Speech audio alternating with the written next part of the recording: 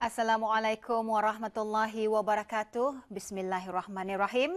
Bersua lagi dalam rancangan Berita ASEAN yang memaparkan peristiwa dan pergolakan yang berlaku di sekitar rantau ASEAN. Berita ASEAN malam ini kita mulakan dengan perlumbaan go-kart bersempena sambutan penukaran nama Bandar Brunei menjadi Bandar Seri Begawan kali ke-44 tahun dan persembahan kebudayaan kulineri dan pameran foto Indonesia 2014 bersempena ulang tahun ke-30 hubungan diplomatik antara negara Brunei Darussalam dan Indonesia.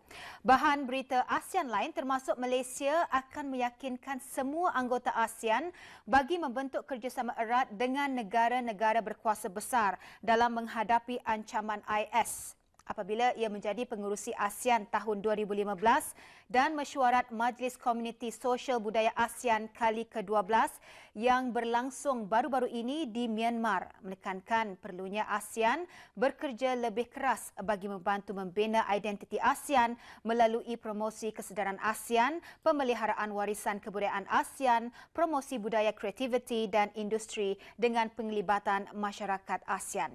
Bersama Haji Omar Haji Abdul Rahman untuk mengikuti laporannya.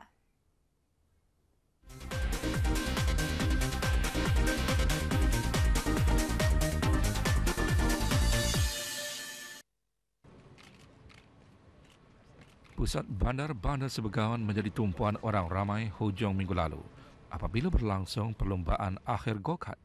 Perlumbaan dianjurkan sempena sambutan penukaran nama Bandar Brunei menjadi Bandar Seri Begawan ke-44 tahun. Berangkat melancarkan perlumbaan ialah Yang Teramat Mulia Paduka Seri Duli Pengiran Muda Abdul Malik, Ibni Kebawah Dunia Maha Mulia Paduka Seri Baginda Sultan Haji Hassan Al-Bolkiah Ma'izzadin Wad Daulah.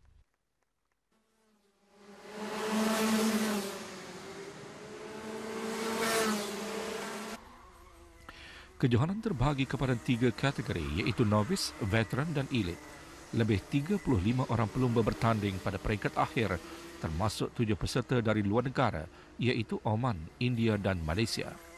Trek perlumbaan adalah menggunakan sebahagian Jalan Mekata dan sebahagian Jalan Sultan Omar Ali Saifuddin. Perlumbaan ini merupakan salah satu produk sosial Kementerian Hal Ehwal Dalam Negeri dan Jabatan Bandaran Bandar Seri Begawan untuk melibatkan orang ramai bagi sama-sama meningkatkan keceriaan, kemeriahan serta suasana daya tarikan pusat bandar di ibu negara sebagai destinasi kunjungan rakyat, penduduk dan pelancong.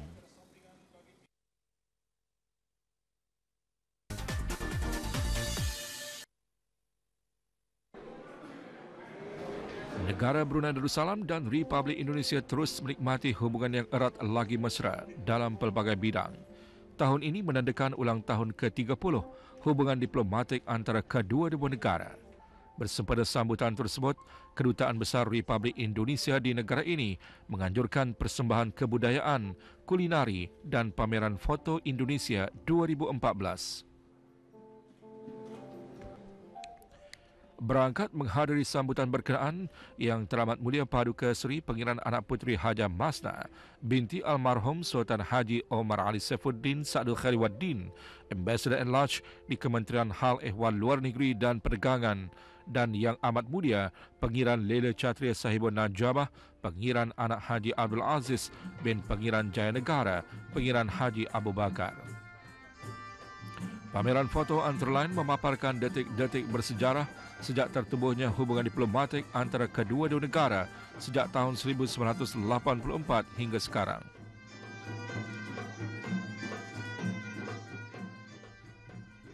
Majlis juga disediakan dengan persembahan kebudayaan berbentuk tarian dan nyanyian tradisional.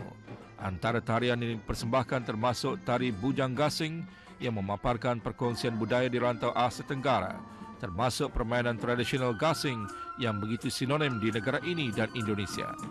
Juga hadir pemangku Menteri Hal Ehwal Dalam Negeri yang dibolehkan Pihin Datu Lela Raja, Major Jeneral Besar Datuk Paduka Seri Haji Awang Halbi bin Haji Muhammad Yusof dan Duta Besar Istimewa dan Mutlak Republik Indonesia ke negara Brunei Darussalam, Puan Yang Terutama Nurul Qamar.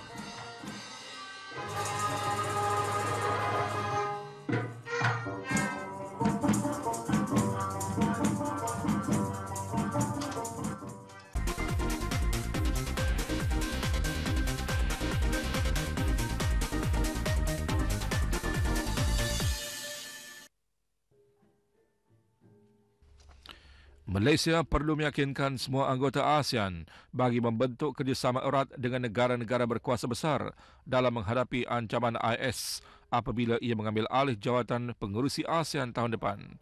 Menteri Pertahanan Datuk Hishamuddin Hussein berkata, ASEAN perlu memandang serius ancaman IS dan mengukuhkan kerjasama dalam pelbagai aspek dengan kuasa-kuasa besar seperti China dan Amerika Syarikat.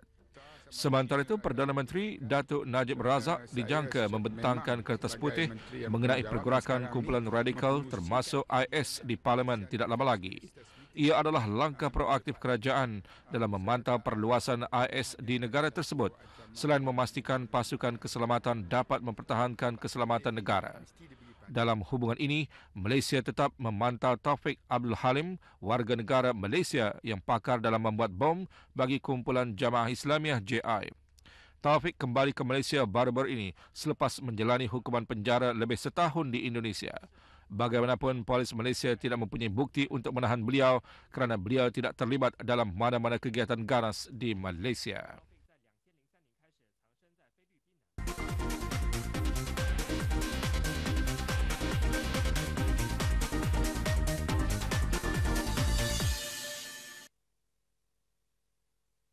Mesyuarat Majlis Komuniti Sosial Budaya ASEAN ASCC kali ke-12 telah berlangsung baru-baru ini di Orium Palace Hotel di Bagan, Myanmar. Mesyuarat dipengerusikan oleh Naib Presiden Dr. Sai Mok Kam.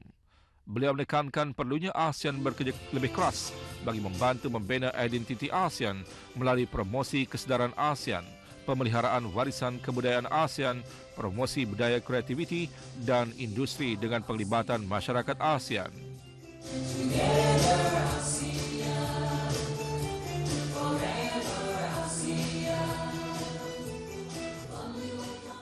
Myanmar sebagai pengurusi ASEAN tahun ini telah mencadangkan beberapa keutamaan dalam tugas-tugas tunggak ASCC. Mesyuarat Majlis ASCC juga membincangkan aktiviti yang dijalankan di bawah tunggak ASCC. Hasilnya, cadangan mengenai pelancaran Institut Ekonomi Hijau ASEAN dan deklarasi bersama mengenai perubahan iklim.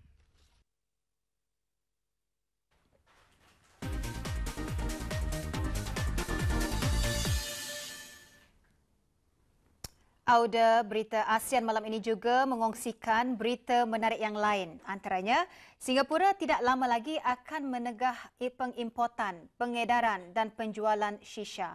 Di Vietnam, program pencegahan dan kawalan tembakau telah diperkenalkan 3 tahun lalu bagi memastikan bandar-bandar bebas dari asap rokok terutama di tempat-tempat pelancongan dan ribuan pelancong terus mengunjungi taman bersejarah Pham Rong di utara timur Thailand ketika keadaan cuaca semakin sejuk. Teruskan mengikuti berita ASEAN dan laporannya bersama Haji Omar Haji Abdul Rahman.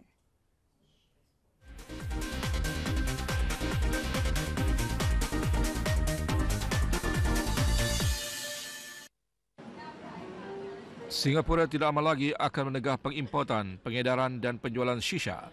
Setiausaha Parlimen Kesihatan Dr. Faisal Ibrahim memberitahu Parlimen tegahan tersebut akan dilaksanakan akhir bulan ini. Bagaimanapun, sebagai langkah peralihan, pengimport dan peruncit yang sedia ada diberikan tempoh sehingga 31 Julai 2016 untuk menghabiskan stok yang ada. Kajian Kesihatan Kebangsaan 2010 menunjukkan 7.8% individu berusia antara 18 dan 29 tahun menghisap shisha berbanding 1% di kalangan orang dewasa. Memandangkan masalah ini sangat merisaukan, tegahan sepenuhnya ke atas shisha akan dikuatkuasakan menjelang Ogos 2016. Sementara itu, beberapa kedai runcit di Kampung Glam mengharapkan hanya peraturan yang lebih tegas dikenakan, seperti menegah penjualan pada waktu-waktu tertentu daripada dikenakan tegahan langsung. Mereka berkata, tegahan tersebut memberi kesan kepada tempat atau kawasan yang sangat terkenal dengan masakan dan budaya Arab. Equivalent to smoking 100 cigarettes. More use of.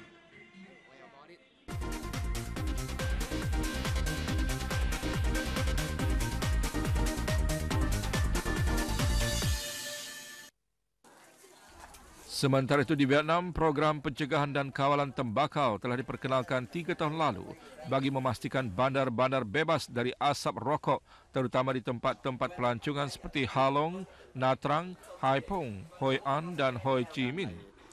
Matlamat utama adalah untuk meningkatkan kesedaran mengenai kesan-kesan negatif akibat merokok dan juga asap rokok. Tanda larangan merokok diletakkan di semua tapak warisan, restoran dan hotel di Hoi An dan Quang Nam. Sukar untuk melihat perokok di bandar-bandar ini atau puntung rokok yang ditinggalkan. Susulan itu, hotel dan restoran bimbang program yang diperkenalkan akan mengurangkan jumlah pengunjung atau pelawat ke bandar tersebut. Tetapi perwakilan bandar Hoi An memberitahu bebas dari asap rokok akan membantu Hoi An menjadi lebih menarik. Kempen anti merokok di seluruh dunia telah terbukti mempunyai kesan positif.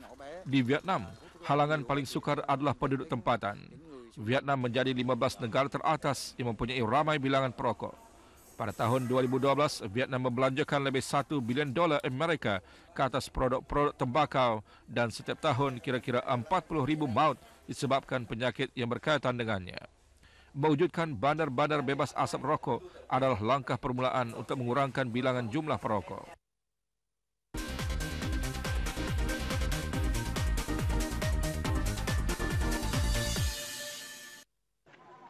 Ribuan pelancong terus mengunjungi taman bersejarah Phang Nom Rung di utara timur Thailand ketika keadaan cuaca semakin sejuk lebih seminggu yang lalu. Pengurus taman berkata kira-kira 4,000 ke 5,000 orang melawat taman ini sepanjang minggu. Apabila suhu turun ke 20 darjah, lebih 200,000 orang dijangka mengunjungi taman ini sepanjang musim sejuk tahun ini. Jumlah pelancong ke taman di puncak bukit ini pada tahun ini dianggarkan sebanyak 520,000 orang. Ia dijangka meningkat sebanyak 10% lagi tahun depan.